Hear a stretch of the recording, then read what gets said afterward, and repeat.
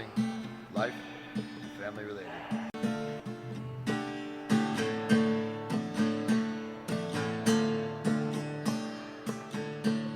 Hey guys, welcome back to another episode of Journey to the Hunt podcast. We're excited. We have a good guest, but first off, let me introduce myself. My name is Alan Yates. I'm the host of the Journey to the Hunt podcast. I got my co-host with me, Mark Newman. Mark, say what's up, buddy.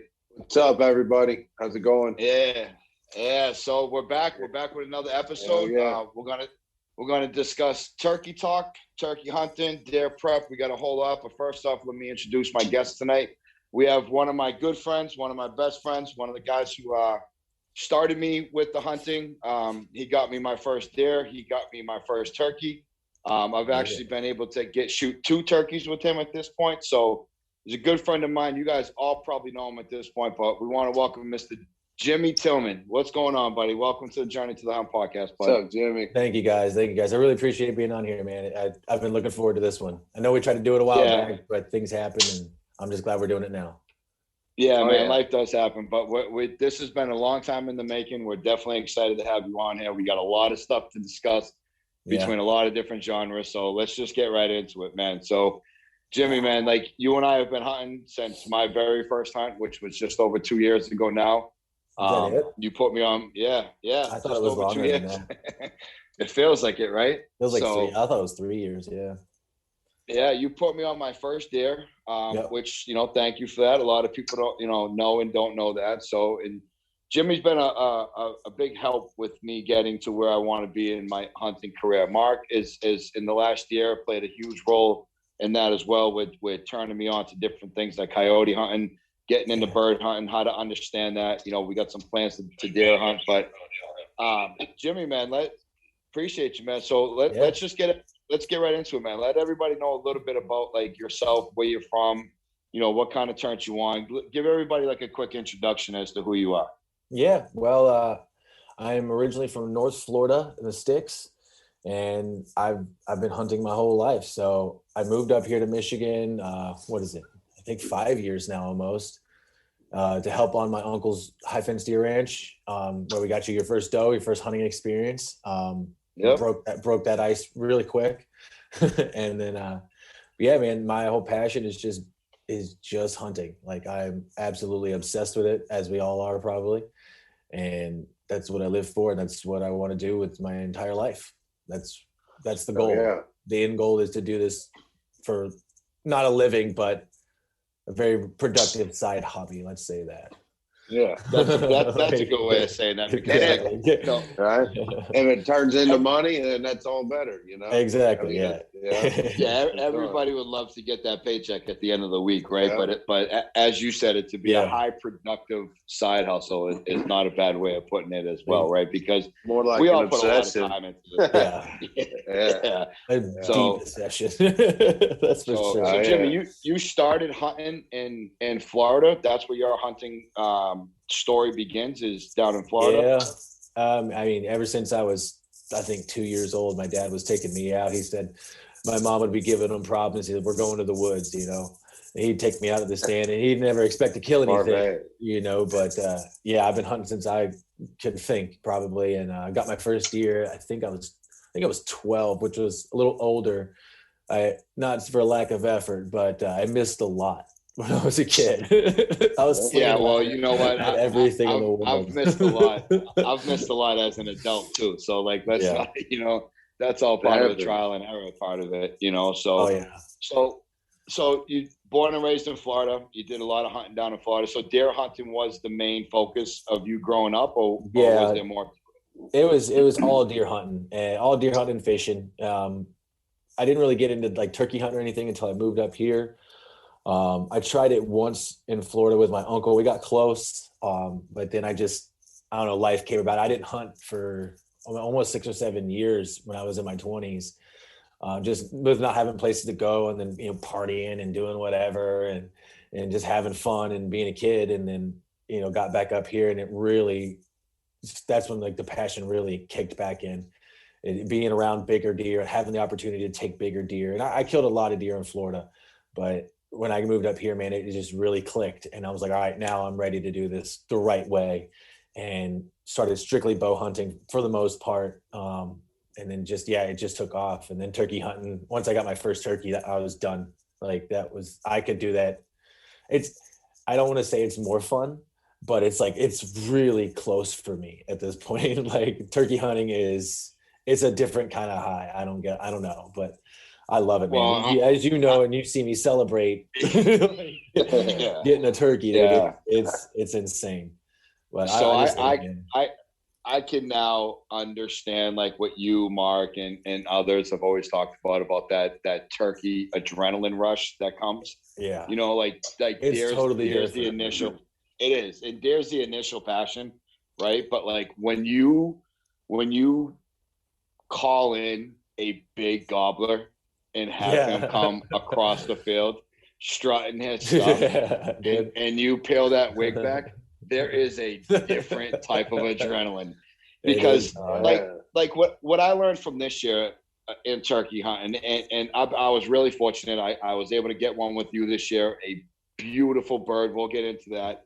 I got another beautiful bird in Southern Illinois. But what I realized and what I understood, what I took out of this turkey season was being on the ground and the setup and the motion and the difference between sitting on your ass for the most part, not in a lazy way, but sitting on your ass and shooting something.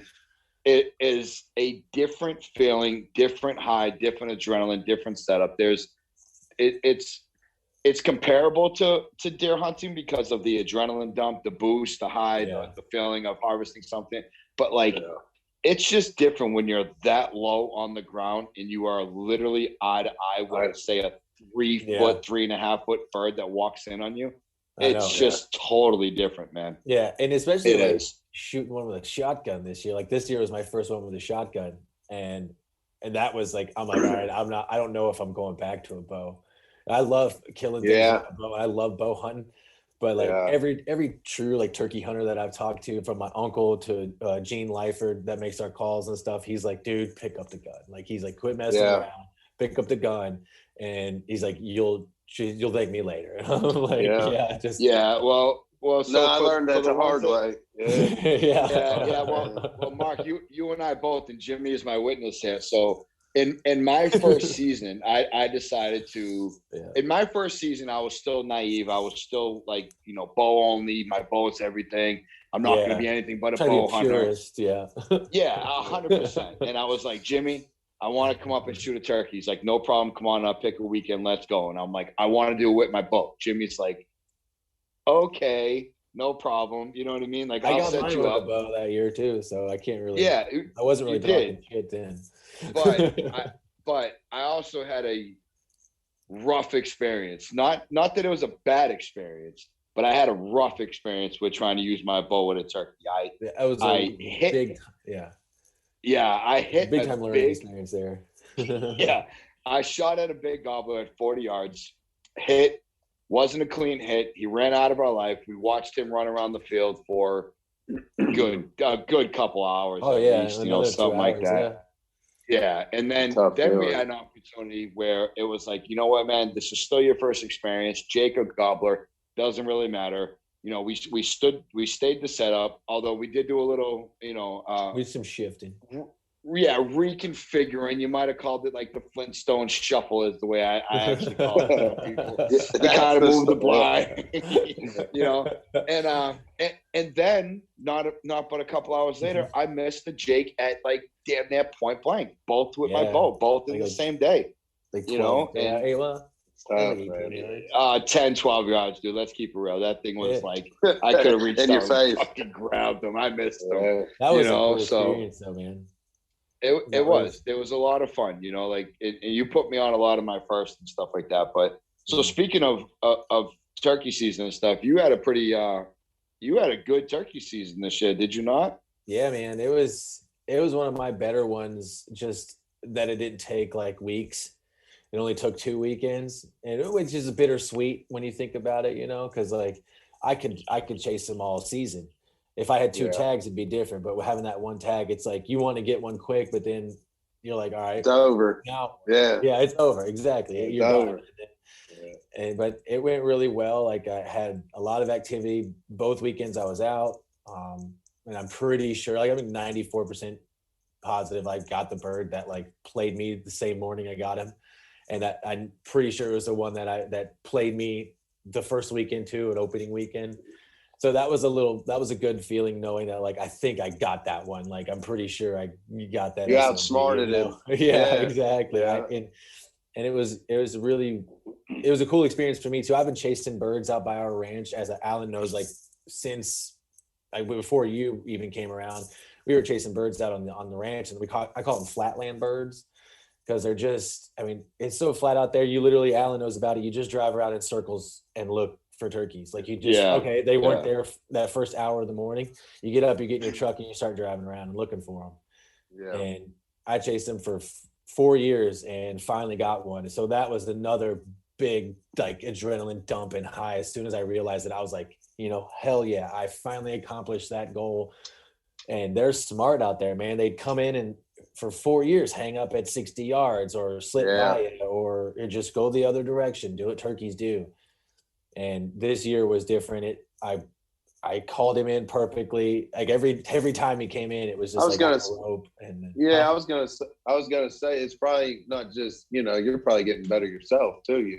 Yeah, that's what I noticed with myself this year too. It's not overcalling, being more patient. You know what I mean? Yeah. Like, yep.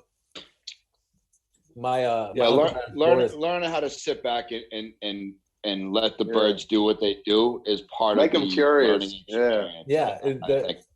My uncle's killed a lot of birds in Florida, and he always tells me like, he's like, your best call in your pouch is quiet, just no call.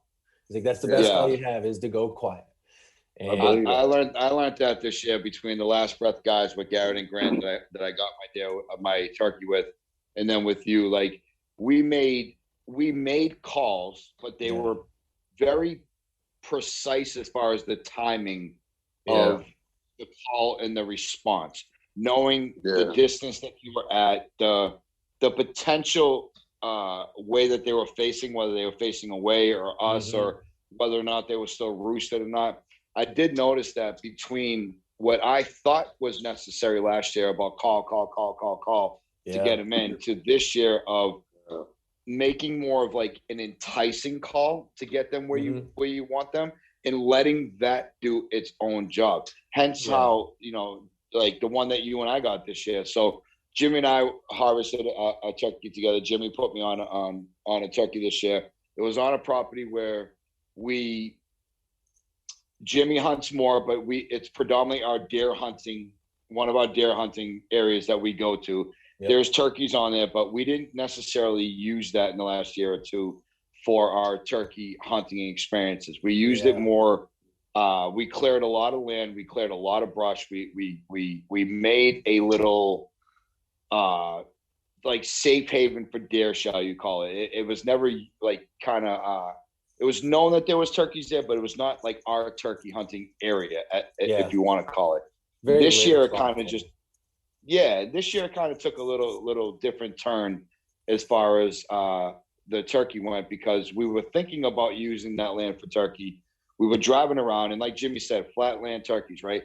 There's parts of where we hunt at out there where you can see a mile or two straight, flat out, 3 or 4 timber row fingers in between, but there's nothing else. They'll see your ass coming from a half a mile away, no question about it, right? So, makes hunting but hard, this year, this year we were driving around. We're having some fun. We were trying to figure out where to locate, where to hunt, and we want to go back to one of the properties that we know that there's turkey at.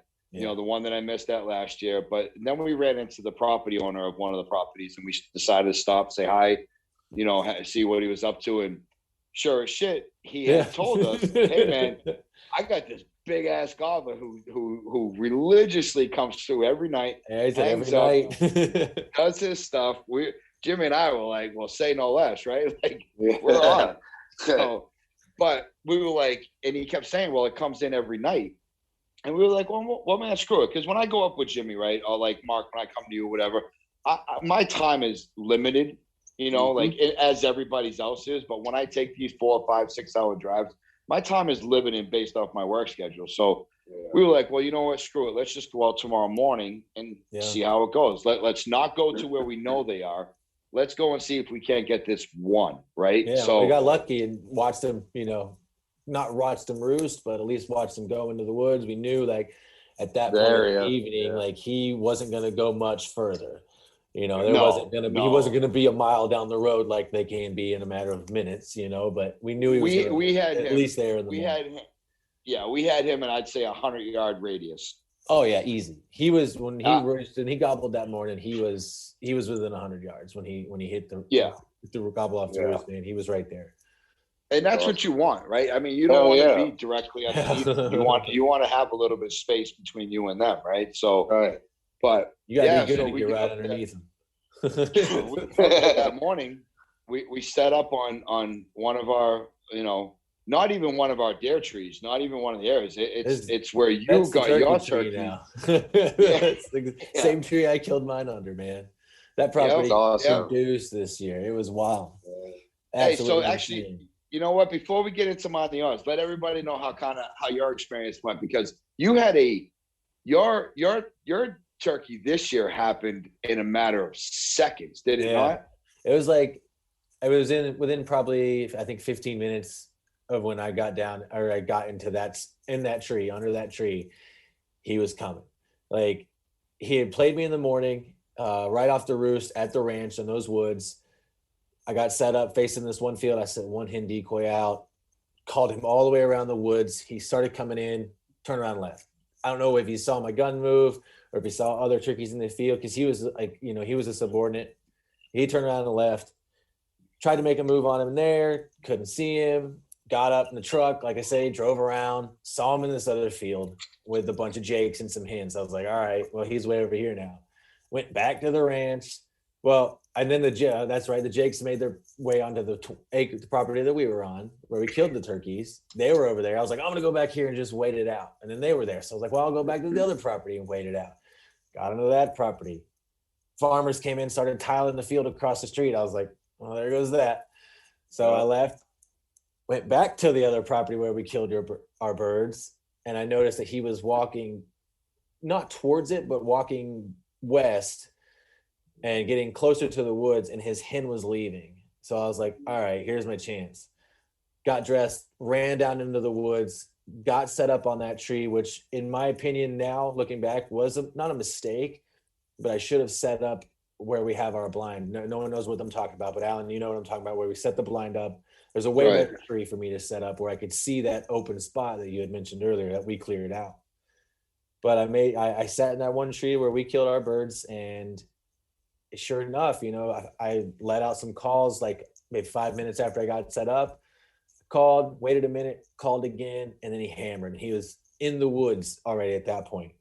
So, I mean, I think I killed him at 11:10.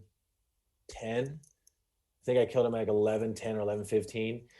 And it was within 20 minutes from when I sat down to when I was calling someone, and I was screaming. The neighbors could hear me. Just to give the listeners, right? Just to give the listeners a little visual, the tree that we set up to, our backs are up against this tree, and the way that we look at is actually overlooking the hayfield, which is the first clearing coming out of the actual woods. So when Jimmy says that he was coming in the woods, this turkey was actually behind his right shoulder in the woods. So Jimmy, as a right-hand shooter, has to literally make about 160 degree roughly move to switch his knees, move the gun into a shooting position, and actually take a shot to roughly behind him.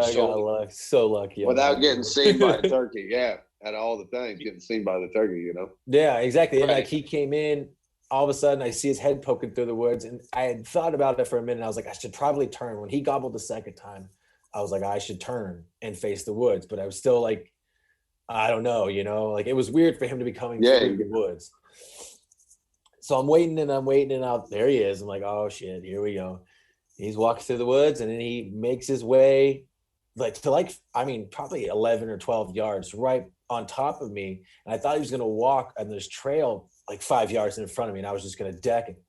And then, but he got spooky, and I think he saw my camera, because there's no way he would have seen me. All he would have seen is my camera sitting up, and he started putting and turning away, and he's putting and he's going away and he's going away, and I'm like, all right, it's now or never. So when the video comes out, once I get that done, you'll see I just made a quick move, threw the gun up, and shot through the stupidest amount of brush, but folded him just like that. Like he hit the dirt, and I lost it, dude. Like I got so lucky on that shot. From the shooting 3.5, you shooting 3.5? No, 3-inch. That's all. I've shooting a Remington 870, and that's a gun. Yeah, man. It was my uncle's old gun. I never met my uncle, but it was his shotgun I got when right before my grandpa passed away. That shotgun kicks like a fucking mule. They're proven, man. Oh, they are. You see, if you go to the YouTube, if you guys head over to the Journey to the Hunt YouTube page and check out my first deer hunt with Jimmy on the Journey to the Hunt YouTube page, you'll see that 870, the first time I shot it, came up and out of my hands probably about 6 freaking inches. Oh yeah, I had to grab that thing out of the sky when I first shot my jig with that thing. That I didn't even realize it until we watched the video later, and that thing just Oh, you had never shot it though either, like ever. No, it was my first shot too, and I actually put more pellets in the tree behind him than I did the fucking turkey. But it all worked out. So so Jimmy got hit. Jimmy got his deer. Jimmy got a great gobbler. Jimmy, the definition of turn and shoot, like almost on the fly, is how Jimmy got his turkey this year. There's no way around it. Can't wait to see the YouTube video. As a matter of fact, it'll be short and sweet. Out, bro. It'll be. There wasn't much footage, but it's there. But so like 2 weeks later, at that point, now that Jimmy had punched his tag, I was like, well, I'm gonna come up and, because when I go up with Jimmy, I go get my tags, I get my license, I get my deer tag, get my turkey tags, I get everything I can, and I try to get up there as early in the season that I can. And once again, I went back up there, and I had already shot my Jake, which was great. It was my first turkey, no complaints with it. I don't care, Jake gobbler, doesn't really matter. The experience was second to none. But this year we were a little bit more like, we're going for the gobbler. And I already had a little bit of pressure on release, because I had just shot one 2 weeks earlier, which I was very fortunate to be able to get to in 2 different states this year. So I had like a little bit different, like, I didn't have as much anxiety about like getting one or failing again, or like, I kind of had like the meat in there. So we went back out to the same spot, and just to give you a little bit of how different these turkeys work, Jimmy, we sat under the same tree. Jimmy shot his in the woods through brush, coming through some real thick stuff. My turkey happens to come through tall grass, tall hay. Exactly. Yours did what I wanted mine to do, 2AT. Yep. So my turkey we started calling. We got in the woods at about 5, if I remember correctly, or maybe a little bit before 5 o'clock or so. It was around 5. We got ourselves set up. We set the cameras up, gave ourselves time to let the noise settle and everything. And it wasn't, it couldn't have been but 10, 15 minutes. We started hearing a couple we heard the gobble, then we heard a couple gobbles. Yeah. Then we heard more gobbles from across the road, and we were like, wow, we're in it now. We were definitely in the midst of several different groups. Well, several different gobblers. I wouldn't say groups per se. Yeah. Later on in the morning, come to find out, we had seen the Jake army from across the road. There must have been 15, 16 coming over there. Oh my God, dude. I had never seen so many turkeys run across the field at one point in my life. And they weren't just walking, they all ran for whatever reason. So something spooked them out of there. Yeah, so we kept calling, what I mean, we kept calling, we threw calls up, but we were very remissive on how long and in the in-between. The one thing I had learned from my hunt before and last year was not to keep asking Jimmy, make a call, because for the ones that are listening now, I still can't necessarily make turkey calls per se, right? So like when I go turkey hunting, I'm still at the mercy of somebody who can make the calls. Hence like Jimmy's making the calls for me. We're discussing, strategy throughout it, but Jimmy's the one who's making the calls for me at that point. And we kept hearing this gobbler. And at one point we thought that he had just walked out of our life. Yeah. Might have heard him at a couple 100 yards, but we thought we lost him at one point, right? Yeah, we thought he was I definitely cut across the field at least. I don't know, man. It's hard to tell out there. You were going, go. So you said Jimmy had you using a pot call. Is that what you? Yeah. My go-to is a pot call. Like I'm half decent with mouth calls, but I don't sit and practice them as much as I should, honestly. I can make some clucks and I can do some, a little bit. I can't purr. I can't do any of all that stuff with a mouth call. But my buddy Gene Lyford, he's in my hometown of Monticello, Florida. He makes some amazing calls, and he sent me a glass over slate call this year, and on the back has a little slate ring, a slate spot as well. And so, what's his calls? Give him a shout out. What's his calls? Lyford Custom Calls. Lyford Custom Calls. Yeah, he's a diehard turkey hunter, man. Like one of those guys. That's all he does. Great deer turkey hunting. That's what I was going to get in with you. That's a big culture change from Florida to Michigan, especially bird hunting wise, isn't it? Oh yeah, I know the swamp birds. They're skittish, ain't they? Dude, they've been tough to hunt. My uncle has been struggling the last couple of years. I know that, and he ended up getting one this year. But yeah, it's I don't see everyone tagging out every year. No, it's a lot different than field hunting, ain't it? Yeah. Like we're up, in big wide, and plus it's a lot smaller bird too. I mean, heck, you get an 18-pound turkey, you're doing really good. What's the name of the bird that's in Florida? Because I know there's different breeds of them. What's the one that's actually in Florida called? There's an Easterns are up north, and then Osceolas are in the south. Osceola. Okay, yeah. So Jimmy made the right calls, and once we finally went through all the commotion of watching the Jake Army go by, realizing if we had one or two gobblers next to us, realizing that potentially the gobbler that we were on had left to another property, which would be about 200 yards to our, Jimmy, correct me if I'm wrong, to our northeast, yeah. To our northeast, across the road to another field where they always go. We see them daily in that field.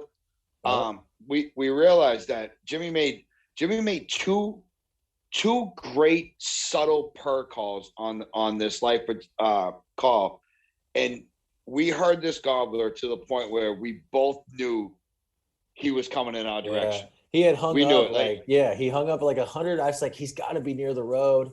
When they're coming your way. At this point, we knew he was not on our property, but in our field and coming our way. And I was like, he's hung up. And then all of a sudden, I'm like, Alan, he's coming. I'm like, he's getting closer. I was like, get ready. I'm like, he's coming. And then it was closer. And then it was closer. And then the way we're sitting, if you guys who are listening to this can picture a half a moon, right? We're sitting on the bottom of the half a moon. If you follow the whole half a moon, it's nothing but woods to the right-hand side, right? Big curve, yeah. If you get to the top of the full moon, everything in the negative part of the moon and to the left is all just hayfield. So this turkey, all of a sudden, gobble, gobble, gobble. He's coming. We know he's coming. Like I'm getting my gun up on my knee. Heart starts racing, breathing. You can see in the video. You can see in the video both of our chests, the breathing changes. You can 100% watch this happen. Yeah. Between both of us, start breathing differently.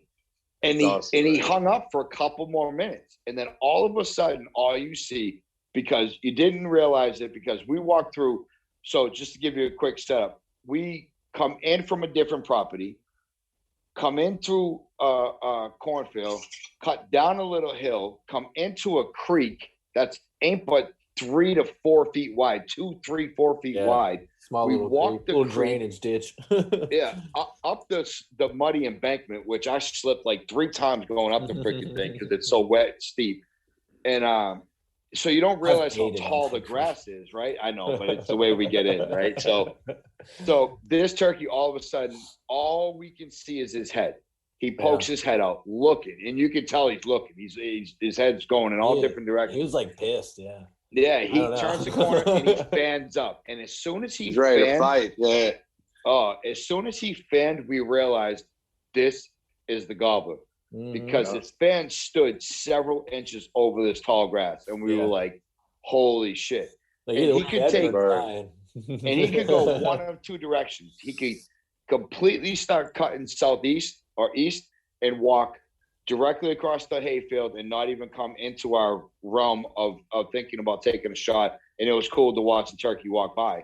Or he could start walking down in towards us. And sure as shit, this thing takes a hard left as he was walking and starts walking directly at our tree. Yeah. And I'm like, shit, because 2 weeks later, I shot a turkey, but it was not a clean shot. I shot it about 8 yards, shot underneath it, broke a leg, put one BB in the chest. My bird flew away 250 yards and actually passed away at that point. So, like, I'm, like, nervous as shit because I'm like, man, I don't want to screw this doggone thing up because when the moment happened, all we could see was his head. Yeah. There was no body. There was no nothing. His head was 3 inches above the top of the grass, and that was it. He kept walking towards us, strutting, looking all around, putting his neck as high up as he could.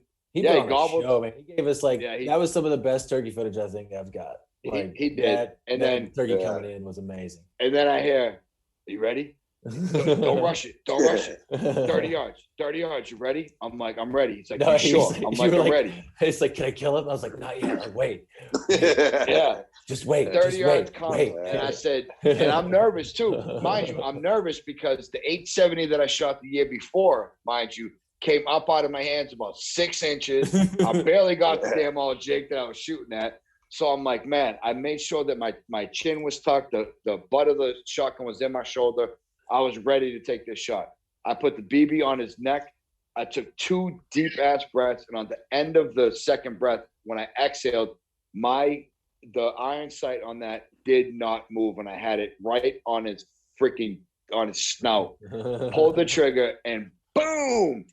He folded. I tore some of his freaking head back, literally. Oh no, when you watch it in slow motion, it's like, I mean, he's like this, it's like, oh no. No one can see that. That was just So that was it. Folded back, man. Yep. And then we ran out. Jimmy's the first one running up. Jimmy runs out there. I'm still sitting in fucking shock. I'm making sure the gun's on safety. I'm trying to stand the gun up. Jimmy's 20 yards in the fucking field in front of me. Already, freaking out. You couldn't even find him. No, the grass is so tall. Yeah. Oh, you couldn't see him. We walked. I was like, "Where is he?" I'm like, "He's right up there." He must have really been wanting to come in, man. You know, he must have really been hot. Yeah, I could have let him. Like, I was thinking about, because I was telling Alan the whole time, I was like, just wait, like he's at this yardage, and I'm sitting there looking through my camera, so I'm not really getting a good judgment of how far he is. And I kept looking up to see his head and judging the distance. I was like, wait. I'm like, all right, he's in range. Like, because I've shot that gun at 40 yards and it's been okay, but I like 30 and better with that gun is solid. Oh yeah. Once he got inside 40, I was like, all right, you can kill him whenever. And then he got, with the footage, he got right behind this tree, and I was just like, oh, come on, just wait. I'm like, don't pull the trigger yet. Don't pull the trigger. And he took 2 more steps, stopped, and he looked over towards us, and then it just gone. Yeah, video footage wise, if I'd have took the shot initially, we wouldn't have had it. The fact that we let him come in a couple more yards and wait. So he would have came in at 20 yards, dude. The reason why I didn't actually take that shot was because I was freaking nervous though. I was like, man, like I know I can make a 40-yard shot, but in the same sense, like after missing one, that's a poke. That's a poke on a bird, yeah. After like somewhat missing one the week before, you know, I was like, man, like I was super nervous because like I just shot one at 8 freaking yards, and luckily he died, but he didn't, like I didn't barrel roll him. Yeah. So like I'm so nervous at this point to make this shot, you know, and sure as shit, he's like, "You good?" I'm like, "I'm good." "You good?" "You good?" Boom! This thing just hits the deck. We run out there, and life is over. And emotions are on. Yeah. Oh, dude, emotions. You shit me, dude. We freaked out. So I had to control my, like, usually I start like punching and hitting and like doing all this crazy stuff and screaming and hooting and hollering. And I was just like, okay, take a breath. Like, he's dead. Like, there's like, there was no question about it. Yeah, like that. I'm like, he's there and then he's not, you know. That's where the talent of filming too, though, comes in. Like you said, if you wouldn't have waited, that's why when you start filming hunts, it gives it a whole nother angle. You know, if you want to get that good shot, it's tough. Yeah. It's hard, man. Yeah, I've learned that the really hard way over the last 4 years. Like, filming hunts is nutty. I've gotten 1 deer kill on film, and now like 4 turkeys. Well, counting yours, I've killed 3. You got my deer kill on video. Yeah, it's a lot easier when someone's filming. I've been wanting a cameraman for years, man. I self-film. Yeah. It sucks sometimes. Yeah, he does. Because I don't care. Like, you know, if I can't turn that camera and that buck's giving me a shot, man, dude, I'm taking a shot. Taking a shot. Yeah. Hell yeah. I'm not worried about it. Like, I'm not. Right. You'd be crazy. You'd be crazy too, you know. I know. Yeah. Well, because Jimmy shot himself a nice fucking deer last year. He got himself a nice drop time buck last year. Nice. That was nice. Speaking of deer season, man, let's transition into it. What are you doing now? What's the plan now? Like, turkey season's over. You were obviously successful. We were successful. You had a couple of hunts that you put people on. You got yourself your gobbler. Like, you know, you're coming out of a long but successful deer season last year. What's the plan this year? What are you working on now? Like, what's the goal? What do you got going on right now up in Michigan? I know some of it because part of it is you and I work together. But what do you got going on for yourself up there now? Right now, it's just kind of just playing the waiting game for the most part, seeing what the cameras are going to tell me, checking my food plots. The next step now is I think middle of next month, I got to mow my food plot again this week. I'm going to kill it next month, and then re-till it up and replant. That's the first step. Yeah, I'm going to redo it. Yeah, there's a lot of weeds in it this year. I'm not really happy with the way it looks. There's a lot of clover in it, and there's a lot of chicory still in it, but I'm not happy. And like, I'm a perfectionist in that sense, in this sense, not anything else in my life really, but when it comes to like hunting and bow hunting and all that shit, like I want it to be beautiful. That food plot the first 3 years was just like pristine, man. It didn't have any weeds. It looked great, and I don't have all the means to go about and spray it with weed killer or like certain things that don't kill the clover versus killing the weeds, and so I don't have all that available to me, you know. So I've got seed and I've got a lot of it, and I'm going to just redo it. It's been 4 years. That's a 6-year food plot, as they say. So I'm just going to kill it, till it, and replant here early August. I wish I'd have done it already. I didn't know this summer was going to be as rainy as it is, because last year was dead dry. That makes a difference. Yeah. That definitely does. If I'd have known that this was going to happen, I probably would have done it in spring. But I know I did it in August the first year, 3 years ago, and it did great. So I have a feeling we're going to have a good rain the rest of the year. So I'm going to go ahead and plant early August and hope for the best. I mean, so what do you like to put in? What do you like to put in there in August? I might have missed that.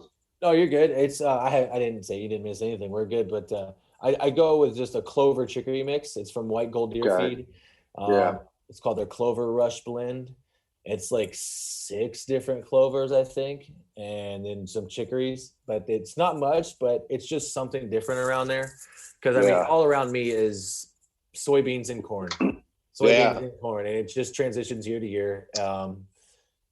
And so it's just something different, something green that stays green during the winter. I was gonna put some sugar beets, turnips. Yeah, and I thought about something like that just for something different this year. Mm-hmm. But it doesn't stay green all winter. I know they can dig up the beets and they can dig up the turnips and stuff, but when that snow hits, they're on it and they're digging in that snow and they're getting that clover in. So that's what Now with the turnips and which I don't know much about the sugar beets, but as the turnips get the snow and the frost on them, they get sweet to them. I don't know if you've ever been told it. Yeah, so they'll dig the turnip up, they get sweet as they get frosted. So, but they seem to have pretty good luck with turnips there around where I live at, which I'm probably about 300, 400 miles south of you even. Probably 300 miles south. Yeah. But yeah, I something to think. Yeah, something to look at. 5.5 hours away from me. Literally, to get to Jimmy is 5 hours and 20 minutes. To get to your house is 5 hours and 35 minutes. You guys are equal parts distance from me. Now, are you in the northern part of Michigan, Jimmy? Or are you over on? I'm very south, man. I'm 20 minutes from Toledo. Okay. So I got family in Ann Arbor. Nice, yeah. I'm 40 minutes, about 40 minutes south of Ann Arbor. Okay. But it's flat land, it's farmland, it's great soil, and I did think about a lot of alfalfa. Isn't there a lot of alfalfa fields up there? Yeah, there is. That's what where the property where we killed this turkey, all he does is hay, alfalfa hay, and whatever else grows, you know. I'm sure there's some monster deer up there, man. They love that alfalfa. There's some big deer, dude. You just there's big deer, but then there's a lot of dumbasses and a lot of people that kill everything. So there's a lot of competition. I'm always, my biggest stressor for deer season is trying to kill early because once November because of the pressure. Once November 15th hits, man, it's done. Like Alan knows it. First, one of my properties shuts off. Gun season scared the shit out of me last year when I was hunting in a blind by myself out there. And my property, most of them will just completely shut off. And you're done. The bucks go nocturnal. I was very fortunate last year to kill that buck on October 15th, which, based on history for the last 4 years, has been one of the best weeks for deer hunting around here between all my friends and people I've known. Isn't it weird how, just 300 miles north, how it changes that much? Because ours is more like around Halloween. I love Halloween. I'll be in the, Oh yeah. You get in the middle of October. Usually it's pretty dead. I mean, you might get lucky, and get a deer, but it's hot still. Front, It's that week for us. Like my buddy Nate has killed two Pope and Young bucks the last 3 years on that week. My dad killed his biggest buck on my same food plot on October Flame. That deer is god awful impressive. Yeah, he killed that October 13th. Awesome. I killed mine October 15th. Nate's killed one October 14th, and I think on the 12th. It's just when that first big cold front usually hits, and it's, I guess, just coincidentally been that week for the last 4 years. But I've got things going on this year, and I'm really bummed out. It's just a concert, but I'm supposed to go see a show on October 15th, and there's part of me that's like, I've seen that. I probably skipped. I might skip it. I've seen that band before. But you also, so let's get into this too. You also have a couple other fun things happening, right? You're actually in training or getting yourself situated for your pumped up, bro. Hold on, let me make sure I say this right. This is, people are gonna laugh about this, or people are gonna get pissed off about this, and this is awesome. Jimmy, y'all getting ready for your first DIY guided elk hunt. Are you not? I'm gonna do it all myself with a guide. Yeah. So explain this to everybody. So you're going on. You have an opportunity to go. This is your first elk hunt too, correct? Yeah, it is. Yeah. My uncle, he's a very great man, and he's blessed me with the opportunity to go on an elk hunt with him this year. He said, "Just bring your bow," and I think anyone would be an idiot to say no to something like that for a class elk. I mean, even if we don't get one, it's all about the experience, man. Yeah, I think we're dumb to say. Where is it? Where are you going? In northern New Mexico, just south of Colorado. They got monster. Yeah, they got monster elk. That's from what I've seen from this. Their website's a little dated, but I've seen good things so far from this guide, and it's all free range elk. It's no high fence, nothing like that. But you got a lodge, you got all the amenities, and blah blah blah, and so it's gonna be fun. And I would love, I thought my first elk hunt would be like with my buddy Nate, would be that do it yourself style, go out, camp, rough it, blah blah blah. But I mean, when somebody gives you, say, "Hey man, come hunting with me, just bring your bow." Oh, you'd be crazy not to. Yeah. And you screw what people on Instagram think. Screw what all these damn Westies think, as I like to call them. Well, I don't like to call them. That's what the general sense is. Everyone likes to call them all these just crybaby Westies, as I like to say. Because I got one all worked up last week about it, man. He got all butthurt and said I was. Jimmy says I'm going on a DIY guided elk hunt, and the guy just absolutely couldn't handle it. Just couldn't handle it. So I only hunt high fenced whitetails that are 120 inches. So which Jimmy has 140, 50, 60, 70, 80 freaking class there inside the ranch, but we can't hunt those. Yeah, Jimmy can't hunt them. I can't hunt them. I just feed them. You just look at them. You can't touch them. Shed hunting, sure. You want to look at them. You know what I mean? You want to pin one up and cut their antlers off and do the work to get the breeding cycle, which is not hunting, it's work. Sure, but it's work. Those aren't there that we can just go. You know it's what? Farming, let's go shoot a freaking buck. Exactly, man. You're right. Yeah. It's farming, and people don't get that. But I don't care about all those guys. I'm not worried about. I've had people say, I've talked to a bunch of people about it, and they're like, "Oh yeah, I mean that's all right. No, I guess you can't say no." And you can tell that they're like, "Oh, bro, that's not the cool way to do it. That's not the damn way to do it." And I'm over it, dude. I'm over that whole aspect of doing it for the. I've been guided on, I'd say probably half my hunts, and when I say guided, I mean go with somebody who knows what they're doing in the area that they're from to put you in a position of likelihood that you can at least get a shot. Yeah, now, I still got to make a shot. You're right. Yeah, man. You still have to make it. I still have to put an arrow on the right spot and kill somebody. Putting you in a position to be able to make a shot is not the worst thing in the world. No. It's not, especially for a beginner. You could be hunting your whole life, but if you hunted for 35 years, but you never hunted hog before, and someone says, "Hey, I'm going to take you to go hunt hogs," that's somewhat of a guided hunt. You're not a hog hunter. You're not an experienced seasoned hog hunter. That's a necessary evil at some point, When I was an idiot, well, when I was just out there in Tahoe, for that shoot, I was talking with them Western guys. I got on a podcast. I think it was Red Patch podcast or something, and and they were talking. We got into it, which I'd like to get back into the conversation with them, but I think there's a slight bit of. I don't know. We got into talking about how they manage the herds out there and how the money, I think it could be managed a lot better, which I should do more research on it.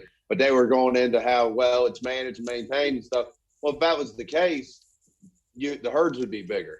Yeah. So, and then I could kind of just tell just a little bit in their voice that, well, we don't want, anybody just coming out here and killing these Montana, monster bulls. You know what absolutely. I mean? Absolutely. Yeah, they're stingy, dude.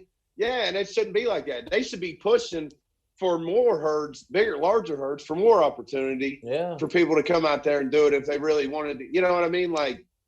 That's what it's such a weird divide too. I'm not.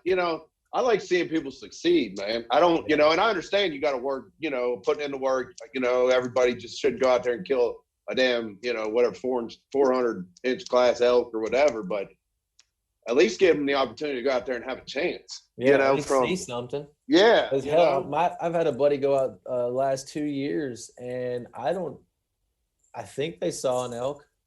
I think last year was the first time they saw one, but it wasn't anywhere in range. But they haven't gotten, and they're in Colorado, and they're in a good unit, and right, public landing it all up, all that bogus shit, and it's just. Yeah. It's like I tell them all the time, at least I'm gonna see one. And that's the thing. I don't understand how they can say it's being properly. If it was being properly managed, they'd be doing elk herds like they're doing, like what you guys are doing. You're farming them. You know what I mean? Like they really wanted to push the herds and get the herds bigger. They could raise those elk. You know what I'm saying? Then turn them loose on public land, just like they did in Eastern Kentucky, and they're thriving in Eastern Kentucky. Yeah. And people, and it's. So when, that's kind of where, like I said, maybe we'll get them guys back on. We can go into it a little more. But when they try to tell me it's not about money, it's not about money. I just can't buy that shit. No, it's actually about money, dude. It's 100% about money. There definitely seems to be a divide between a Midwest hunter and the out west hunter. They're like, oh, well, you sit in tree stand. Yeah, exactly. You're a lazy fucking fast whitetail. Well, I have to sit in a freaking tree stand because I have 2 miles of open fucking range in one little like area where they have to come in. Yeah, like, I know. I tell that all the time, Alan's like, people come hunt Southern Michigan. Yeah, try to stalk a whitetail. Tell me how it goes. Yeah, exactly. And come hunt this flatland like we're hunting, dude, where you've got a patch of trees and 800 acres of cornfield and then another patch of trees and a creek bottom that you can't hunt because it's all private land. Like, I have that shit. You just got to be lucky, man. Like, I put most of the time. I have about my Southern Michigan deer season comprised of about 12 to 15. How many times did I come up last year? 3 times? I think you last year only came up twice, I think, but you did come up. Was it twice? Yeah, I think I have a couple of weeks worth of hunting in the last couple seasons on still private land, right? Which whatever, public or private, the deer don't freaking know the boundaries. And I haven't seen my deer was at the ranch. You know what I mean? Like, I haven't even had an opportunity at a Southern Michigan deer yet. You know what I mean? Like, that is not an easy area to hunt, like whatsoever at all. Like, I will argue this, and I will bring anybody on who wants to come with me to the areas that we hunt, which when you look at the cameras, when you look at the trail cam photos, when you look at the areas, when you look at the tracks, when you look at the signs, when you look at the bedding, there's deer every freaking way. We can't go places without seeing deer within the last 24 hours. The trail cam photos are religiously filled with deer. But there's hella bucks too, man. Yeah. Oh, how about Tank last year? How about some of the ones that we had on camera last year?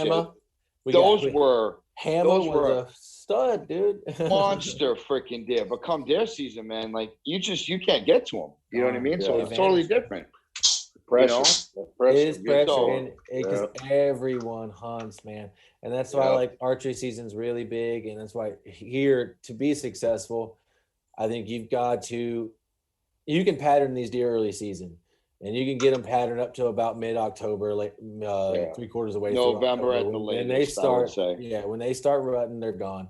But if you can pattern them, you can get in their bedroom, you can be successful. Like there's guys like John Eberhart who have killed tons of deer in tons of Michigan class, Pope and Young deer every year. But you got to get them early. I feel like, man, even on the public lands, there's public lands. I know there's some big bucks on this one track that I go to. I've seen the signs of these big bucks, but no one bow hunts it hard. And then as soon as gun season comes out and there's 15 trucks in the parking lot, they're gone. You're gone. You ain't gonna see them. They'll sit down all day and they won't move. And I've learned just watching deer on our ranch how these bucks can work in the wild. They won't move. They'll sit down all day long. They'll get up. They'll walk 5 feet. They'll nibble on some leaves. And they'll sit back down. And there's no doubt in my mind that these bucks, these wild Michigan deer, are doing the same thing. And the rut gets them, and there's people that kill some great deer opening day and morning, but they're shooting them from 250 yards with a damn 450. Right. So Jimmy, you're a predominantly private land hunter. Would you say that that's a fair statement to make? That is a very fair statement. Yeah, because I don't want to get shot. Okay, so that was going to be my question. Is there a reason as to why you don't go for the public land? What does the meaning of public and private land mean to you, and why do you choose to hunt more private than public, knowing that you are relatively close to some Michigan public land, but a decent amount of Ohio public land? Granted that the tags cost a little bit more to Ohio, but what is the public private land mean to you? Like where's your stance on that? I'm not trying to speak for Jimmy, but I can probably tell you he can control the pressure better. Yeah. That's why that's a big factor right there for sure. Because on the private land that I hunt, besides turkey season, I'm the only person on it. On all 3 tracks, and I've not got a ton of land. I've got a 40-acre tract, I've got a 20-acre plot or tract, And then I've got the ranch outside of the ranch, which is 5 acres, maybe. Yeah, maybe 5 acres. I've got a half-acre food plot, and that's where obviously we've killed 2 really awesome deer. But really, it is on top of being just kind of stingy. In that sense, is like I like to hunt by myself a lot. I like having the control. I like knowing what's out there and knowing what I need to do, and knowing what I can do. Like on public land, you're very limited. There's all kinds of different rules. And I hunted public land twice last year, I think. And I saw a deer both times, which I was proud of, because that was my first time just going out there randomly. I did see some does, but man, just pulling up and seeing another truck in the parking lot, I'm like, dude, I'd rather just go just go sit on my own track again by myself and be alone and not see a damn thing at that point. And there is, and I talk about, say, oh, you can get shot, but like, I know Florida public land, every year during turkey season, somebody gets shot. That's a different ball game in the South, though. Dude, it's a wild.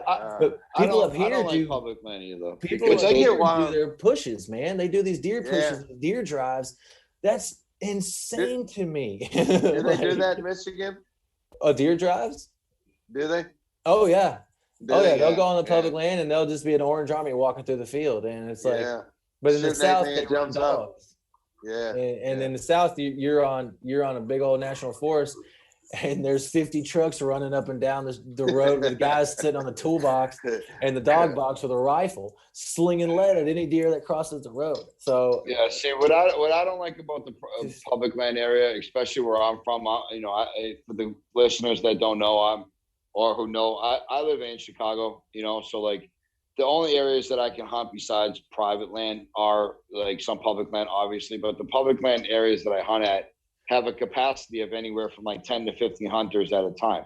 And if you live anywhere in like the Cook County, DuPage County, Kane County areas, these are your closest places. And yet still they're about an hour and 15 to about an hour and 45 minutes away. And like, if you're not there by like 3:30, 4 o'clock in the morning, like I've gone to several because we have silent stations, right?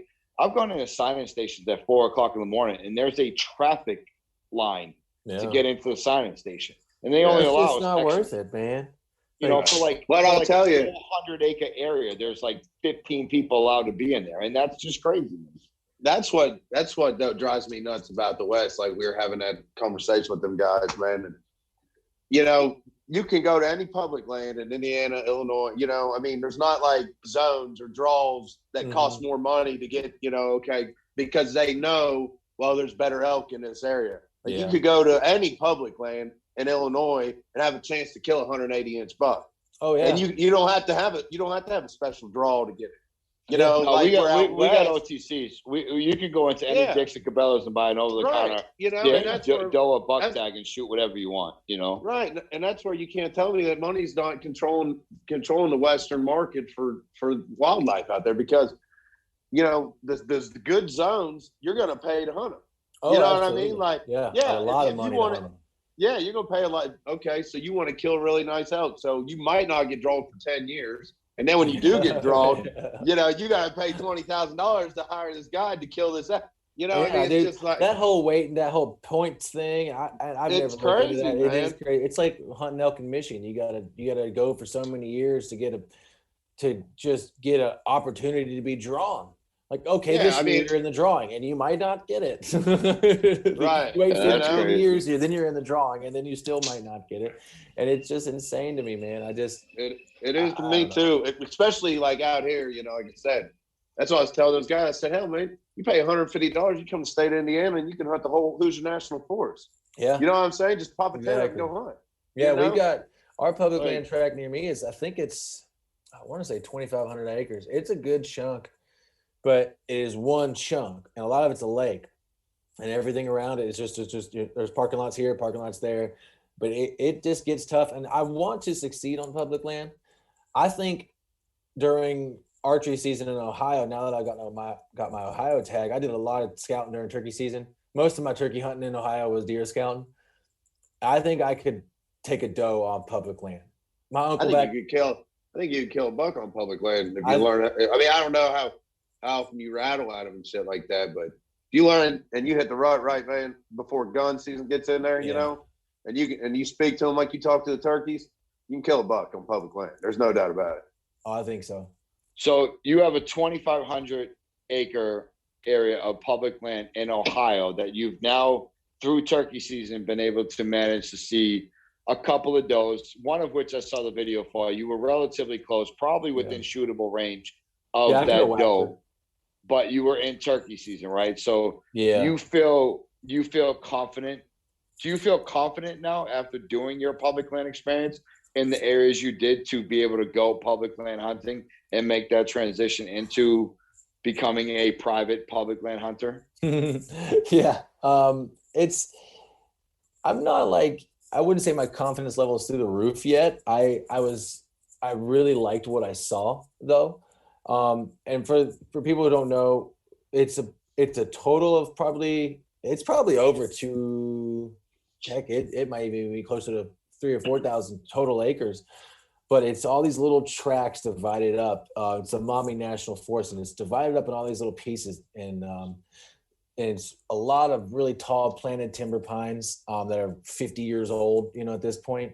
But then there's hardwood spread in, there's creek spread in, but there's a lot of sign. And I saw a lot of rubs. I saw a lot of good acorn trees, stuff like that. A lot of trails. Saw a lot of good deer hunting sign. I saw one spot that was just torn to shreds with scrapes, and so that was got me really that got me really excited. I think I'm pretty confident I could put myself, if I got out there early bow season, in a good position to kill a deer. I talked to a couple younger guys that turkey hunt out there a lot, and they told me the turkey hunting success is very thin. It's like 4% of all Michigan or Ohio birds are killed on public land, something stupid, or 7%, I think, some low ass number. But and they told me during deer season, he's like, you need a Kevlar vest, and he's like, but I was like, well, what about archery season? I'm an archery hunter. He goes, oh, dude, he's like, if you get out here early season, he's like, you'll be alone. So with purchasing a Ohio tag, yeah, exactly. Like I'm really gonna give her hell. I think I'm gonna go do some more scouting here in the next couple months before deer season rolls in. But I think anyone who tells you that you need a Kevlar vest to go hunt, I'm keeping it real. We try not to cuss on this podcast, but like, stay the fuck away from anyone. No, absolutely, dude. And he told me that. Saying, I was just like, oh, noted. Crazy. Like, okay. Even hunting, I had a guy end up 15, 20 yards from me and not know I was there. And I think he was actually, because I was close to the private land border, because I found this little opening, but I was probably 25 yards off the line, and he was hunting the private land. But I would assume he was hunting. He was facing the private land. Let's just say that. And his truck wasn't on public. So I think he came from private and was coming over towards a bird that I had heard. But he's 20 yards from me, and he's sitting there calling. I'm like, hey. And I'm yelling at him and nothing. So I just stand up and walk away. And I'm like, and that was my very first time turkey hunting public land. And I was like, I don't like this. It makes me uncomfortable. No. I'm sure you guys heard the story about the boys down at Reelfoot Lake, I'm sure. And duck, like, those duck hunter kids, yeah. Dude stepped in the blind, shot all three of them, over some damn ducks, man. Oh yeah, people are, and that's another thing. You never know who you're dealing with out there. That's right, man. I carry some Fruit Loops. I carry my pistol with me everywhere I go, and I'm legally allowed to do that on public land. So I'm always ready in a sense, but I just it's a lot easier to hunt private land and be in control of everything, like you said earlier, and just know who's out there, and if I do see someone out there, we got a problem. Like I had a trespasser during turkey season. The guy set up on our property and faced into our field with his kid and a crossbow. Yep. And I remember that. We immediately went over there and confronted him about it. And Yeah, I don't like the risk. And they knew where they were too. Oh, they knew that was the worst. That was the worst part about that. It wasn't that they were first time hunters in that area like randomly. They knew exactly where they were, where they were facing, and they were facing that field because that's the field that Jimmy and I that's first turkey hunted where we were going to, because the majority of the turkeys that we see or that I see in Michigan are on this one property that we're allowed to hunt. You know what I mean? And there's a reason why that they were facing the way they were. There was unequivocally, they knew exactly what they were doing at that point. Yeah. You know, and I'm not bashing the public land thing. I think it's an amazing feat if you can go out there and kill a nice buck every year on public land and have that. Even if I just when I'm going to try it myself. I want to do it, myself, but I just don't want to have high hopes. You know what I mean? If I can go out there and kill a basket of 6, man, you know what I mean? That was my problem going into turkey season, man. It was. There's nothing wrong with a basket 6. I got myself an 8-point, but he's a basket 8 on public land. So what I mean. There ain't nothing wrong with that. Hell yeah, just nothing saying. At all. I shot my basket 8 at freaking 10 feet, not even 10 yards. I mean, it's literally vertical when I shot him. You know what I mean? Yeah. So I think that was one of my biggest problems with Ohio public land. I went in. I got real confident after I shot mine, and I went in. Like, man, if I hear a bird, I'm going to shoot it. And I heard one gobble the whole time, and it was like really kind of like, all right, like this is reality check. Which that's good. Like, we need that. This isn't easy, and so I came to terms with that. Like, this isn't easy. And even on deer, I could go in confident, but I'm not going to go in. I'm not going to go in expecting to kill a Pope and Young or something. Yeah, I'm going to go in. If I can go onto Ohio public land next year and kill a doe, I will be ecstatic, man. And I was ecstatic this year seeing deer on public land in Michigan, where I knew people had been. Obviously, I was like, there's stands everywhere. But I got in late season and I set up on a spot where I saw a bunch of good sign and good trails, and then there's a deer. I'm like, oh man, if I had a gun, I could have shot her, but I had my bow. And it is. I'm not, like I said, I'm not bashing the public land. I think it's a great accomplishment, and I will feel very accomplished and satisfied if I get a deer on public land. For sure. But I feel that same way on private land because the deer I hunt aren't easy to hunt. Like, it's not like, I mean, they don't know they don't know fences. Exactly. No, same private deer land doesn't equate to easy. Private land doesn't mean that it's easy. And that's what people think, man. They think, oh, you hunt private land, you got it made. You're killing Pope and Youngs every year. Like, dude, I've hunted this property, this 40 acres for years now, and I haven't killed a deer out there in 3 years. I killed 3 deer the first year I hunted it, 2 does and a buck. I haven't killed a deer out there since. And until this year. No, I didn't kill a deer out there this year. Oh, on the public land. Yeah, you're right. No, on Dave's land. I was on the 40 acre hunt. I didn't kill a deer. No, we bumped a couple. I saw a couple. Yeah. I actually could have taken a shot. I could have taken 2 shots at last light, but they were just little old deer. And even I knew at that point, even as a beginner, that you don't shoot those ones because I know that property. I know what it can grow. Yeah. I saw the trail cam photos. Just wasn't worth it. You know what I mean? But there's definitely deer out there. But deer out there doesn't mean that there's deer that you can shoot out there. Oh yeah, you got to be in the right spot at the right time. You got to have luck on your side with deer hunting, man. People tell you it's all skill. Like, they're full of shit. It is a lot of skill. You got to be good at it, but you've got to have luck on your side. You got to be in the right place at the right time. That's in my opinion, man. That's all it is, because I have been hunting. I've made decisions where I'm going to sit here tonight, and then I go and check a trail camera like a week later, and he was on my other stand that exact same night. Yeah, I was 150 yards away, and I made the wrong call. And I feel like that's like 90% of what my hunting is. I'm always making the wrong call. The one thing about when Jimmy and I get together is the apprehension of where to go, because it's the biggest problem if you look at the cameras, you should be in one spot, but then you go to that one spot, you don't see nothing, and then you go to other areas where you know that, like, there's so many variables. There's just so many variables. So we've gone into turkey hunting. We've gone into a successful turkey year for all of us, for that matter. Mark, you know, we all have Mark got his on his birthday. I mean, like, talk about success, right? Like, so lucky. I'm waiting on the birthday buck. We've all shot deer. You guys are a little bit more experienced when it comes to deer hunting than me. I'm working my way into it, but nonetheless, we all have deer on the ground. We all have turkey on the ground. We all three of us had a great, successful turkey season at the end of the year.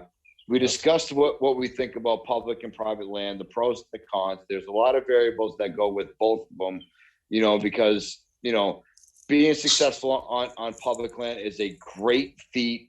Being successful on private land, something that you developed in order to be able to put yourself in that position, is another monumental feat. Both of them are very, you know, there's a lot of accomplishment that goes on. There's a lot of hard work that goes into them and things like that. So I do think that we touched upon a lot of things in this podcast. I think that this has been fun, but I think this is probably a good time to transition into one of the subjects that Mark and I like to develop in this podcast, Jimmy. You know, I might have touched upon it with you, but we do a little segment to kind of wrap up the whole podcast with a segment called Random Question of the Day. Yeah. All right. So just so you know, it's a question that could be on any subject, any topic, hunting related, life related, politics related. It's literally what it says. It's the random question of the day. All right. So I'm going to lead this segment off, okay?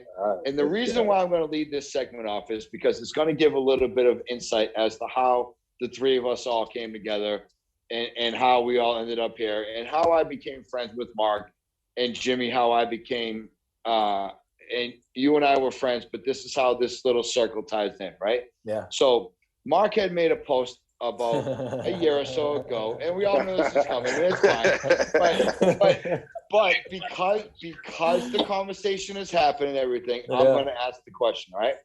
So Mark had made a post. Mark is a trapper. He's been a lifelong trapper for a lot of different reasons on a lot of different animals and what have you. It's what he knew. When you grow up knowing something to be normal, that is what's normal to you. Might not be normal to other people who don't do that, but when something's normal to you, it's what you know, right? We all have our variables and our levels as to what we agree with, disagree with, would do, wouldn't do, and what is normal for us, right? So Mark had put a post out about trapping, okay?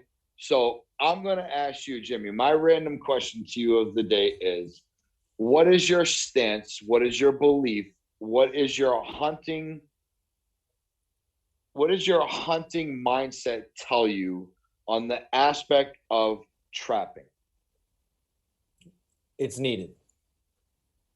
I fully believe trapping is absolutely 100% necessary, and I have no problem with it at all. Nate traps, one of my best buddies here. That's all he does. Heck, we're trapping raccoons and damn gophers and everything else on the ranch all year long. Like my uncle's caught 3 groundhogs, I think, under his porch in the past 3 weeks. They're horrible, yeah. They're horrible. They'll uproot your foundation. Yeah, I mean, I think tear foundation apart.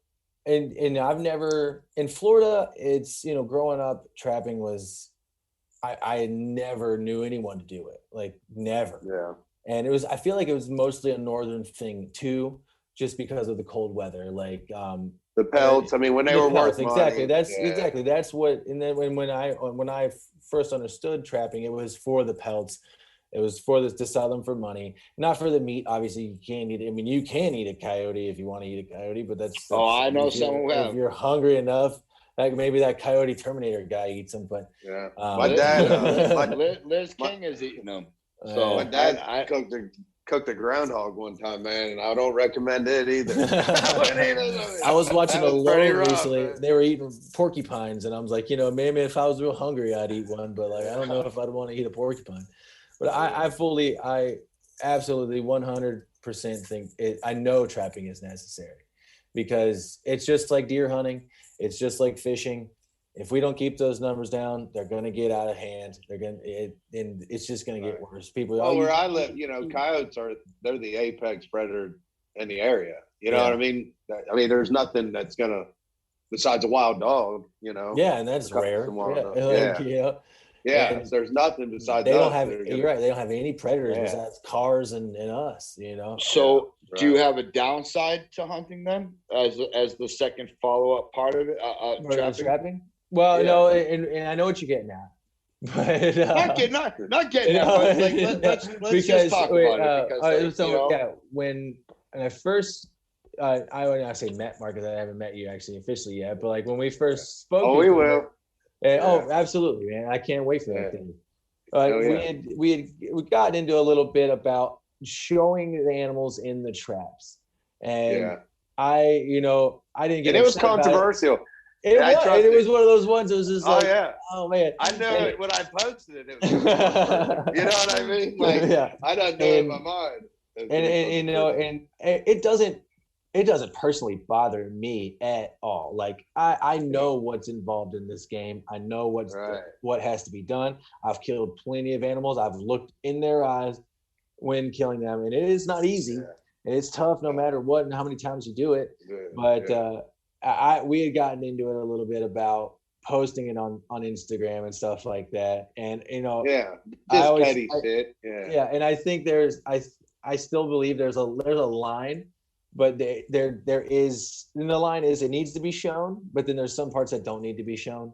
People need to understand what's involved with this, and they need to understand and see how it happens. They don't. So many people don't know what goes on day to day. Like, oh, when you buy a fur coat at a store, or when you're eating some, elk meat at a restaurant, or some venison at a restaurant, or anything like that. They don't have even beef and shit. They don't have a clue what's going on behind the door. The slaughtering process. Exactly. And so I think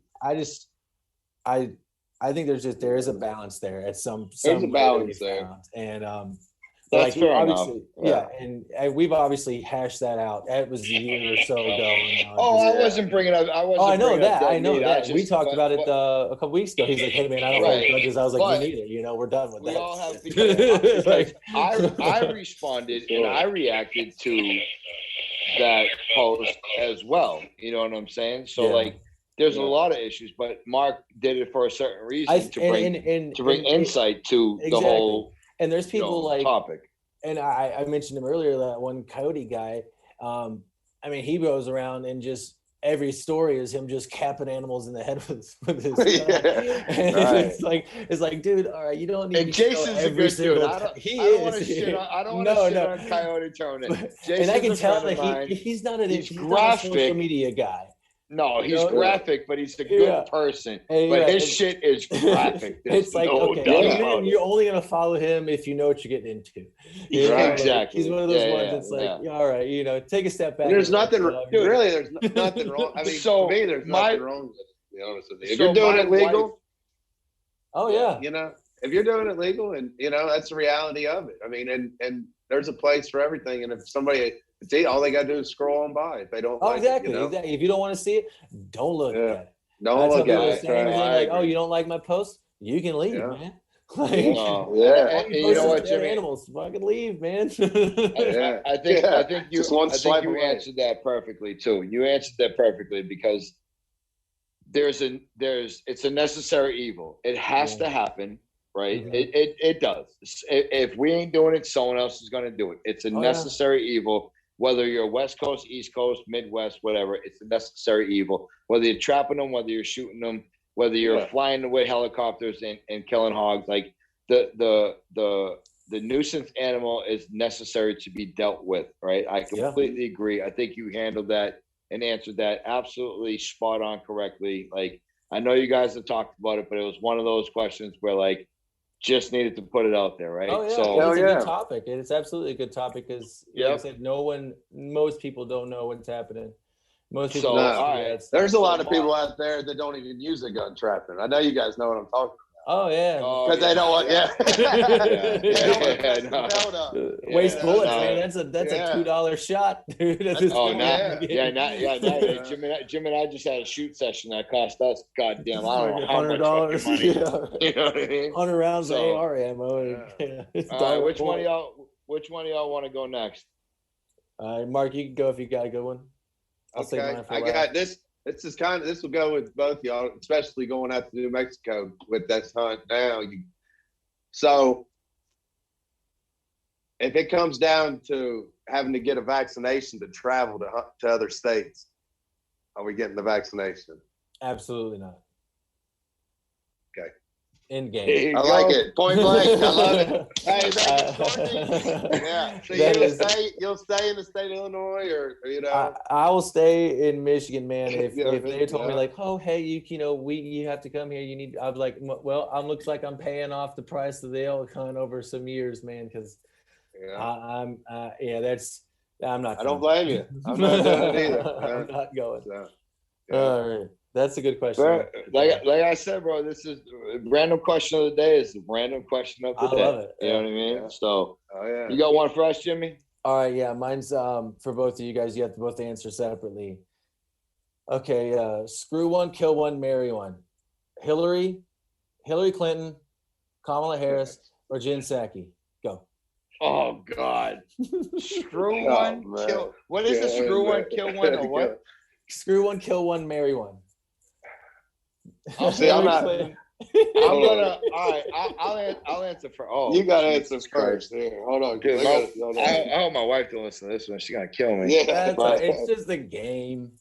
All right, I'm gonna. I couldn't answer. I'm gonna screw Jen Psaki because I know that she'll lie really well, and I know that I can get away with it. Like she won't ever say anything. Like a lie's a lie. We're good. I know that she'll bite her lip, and I'll never have to say anything ever again about it. Like she'll cover me with the lie. Yeah. Like no matter who pressures her, we're good. The lie's the lie. The truth will never be told. 100%. Kill one is going to be Hillary Clinton. Yep. No question about it. Like she for so many doggone reasons. She deserves to just not be around anymore. Wow, this is wild. I can't believe this is random question of the day. Wow. All right, so I'm sorry. So screw one, kill one. What was the other one? Marry one. So you're gonna marry Kamala Harris. Hold on a second. You're gonna drop the ball. No, wait. Yeah, no. I thought this would be a good one for you guys. I couldn't answer it. I even tried to answer myself, but I couldn't answer it. I'm not marrying Kamala Harris, dude. Oh God! All right, so I'm all right. I'll end on it. I'm gonna marry Jen Psaki because I know I can get away with anything I want to it on the after fact because she'll lie about it, right? I'm gonna, Kamala Harris, and then we're gonna kill Hillary Clinton. Holy shit! I think that's about the route I would take. Yeah, I'm gonna go. Based off the question sequence, I'm gonna go Psaki, Harris, Clinton. Oh my God! We can edit this out if we have to, Jason. No, keep it on. All right, Mark, it's on you. No, Mark's shaking his head. Jason's shaking his head like hell no. All right, Mark, let's hear it, dude. Holy, dude, I was not ready for that. No, this has got me off guard. Then my job here is complete. Yeah. Oh man, that's funny. I'm gonna throw you for a loop on this one, man. I think I'm gonna marry Hillary. Ooh. Wow. Bill's get rid of anyone you don't like. Bill's still alive. Don't just smooth past that. Bill's still alive, man. You know what I'm saying? Bill's still alive. She hasn't killed him yet. Dude, but everybody who messes with her has a quote unquote suicide. That's perfect. Except for Bill. You know what I'm saying? Like I'm safe there. I don't have to worry about dying. Yeah. Plus the money they got hid, dude. I'll never have to worry about dollars. See, good call. This guy's thinking outside the box. The money, hell, I'll never have to worry. Kamala Harris. I don't know if I should say it as the vice president of America, but hey, whatever. We are not advocating for any violence here. Let's just be clear. I'll be honest with you. You know, I guess to sleep with Jen Psaki because I don't even know who Jen Psaki is. She's